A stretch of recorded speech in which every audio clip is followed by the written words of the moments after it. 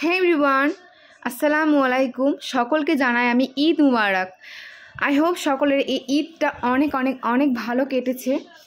তো দেখো, প্রথমেই ঘুম থেকে উঠে আমি নিজের মেহেন্দিটা দেখছিলাম যে কেমন কালার হয়েছে, কারণ আমার প্রথমেই এই কাজটাই থাকে ঈদের দিনগুলোতে, যে মেহেন্দি কেমন রং হয়েছে, কেমন লাগছে আমার হাতটা দেখতে। তারপর একটু মেয়ের হাতটাও দেখছিলাম যে ওর রংটা কেমন হয়েছে মেহেন্দির। তো ওর হাতের রংটা খুব সুন্দর হয়েছে, আর ওর ছোটো ছোটো হাতে বেশ মেহেন্দিগুলো খুবই কিউট লাগছিল, না বললেই নয়। তো ওর হাতটা আমি অনেকক্ষণ দেখছিলাম। আমার হাজবেন্ড আর আমার শ্বশুর আরও একটা দাদা সবাই নামাজ পড়তে চলে গিয়েছিল, তার ফাঁকে এখানে মেয়েও ঘুম থেকে উঠে গিয়েছে। তো আগে মেয়েকে স্নান করিয়ে নেব, দেন আমি স্নান করব।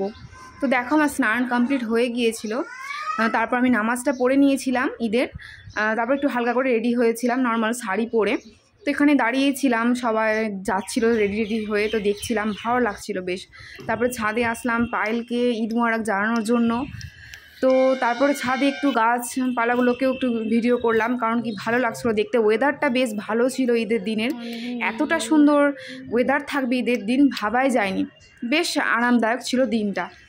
তার আগে আব্বাদের সবাইকে আমি সালাম দিয়ে দিয়েছিলাম ফোনেই। তারপরে যাব বাবার বাড়ি সালাম দেওয়ার জন্য। আগে ফোনে আমি সালাম দিয়ে দিই, তারপরে দাদা এসেছিলো, দাদার ফ্রেন্ড এসেছিলো সালাম দেওয়ার জন্য আমার বাড়িতে। তো প্রত্যেক বছরই আসে দাদা, একটু তাড়াতাড়ি চলে আসে সালাম দেওয়ার জন্য, যেহেতু এই দিকে ওর বন্ধুদের সাথে ঘুরতে আসে। তো আগে আমার বাড়িতেই ঢুকে। তো ওদের সালাম দেওয়া হয়ে গেল, দিয়ে চলে গেল। একটু লাচ্ছি করে দিলাম, বেশি কিছু খেতেই চাইছিল না, লাচ্ছি আর একটু চা খেলো, খাবে না করছিল। তো জোর করে খাওয়ালাম।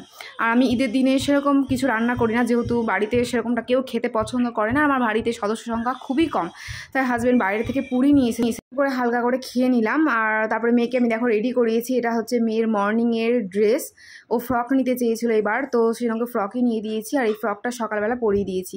আর এটা হচ্ছে আমার শাড়ি, আমি এবার এই শাড়িটা নিয়েছি। শাড়িটা পরে ভীষণ ভালো লাগছিলো, এটা আমি বলছিলাম না, সকলেই বলছিল, সেজন্য তোমাদের সাথে শেয়ার করলাম কথাটা। আর শাড়ি পরে একটু ভালোই লাগে, যেহেতু পরা হয় না, তাই একটু পরলে বেশ ভালো লাগে দেখতে। রান্নাবান্না কমপ্লিট করে এবার আমি একটু রেডি হব মায়ের বাড়ি যাওয়ার জন্য, আর একটু হালকা করে ঘুরে নেওয়ার জন্য, সালাম দিতে যাব। তো আমি এখন রেডি হয়ে নিই, তারপর দেখা হচ্ছে তোমাদের সাথে।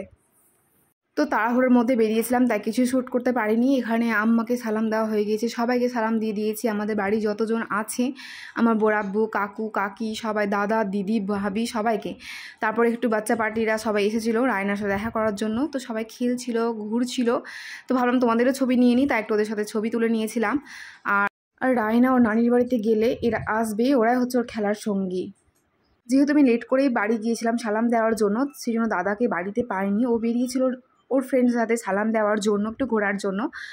তো আজকে এই ঈদের ভিডিওটা আমি পার্ট 1 দিলাম, নেক্সট আমি পার্ট 2 শেয়ার করবো। ভিডিওটা অনেক বড় হয়ে যাবে, তাই আই হোপ তোমাদের ভিডিওটা ভালো লাগবে।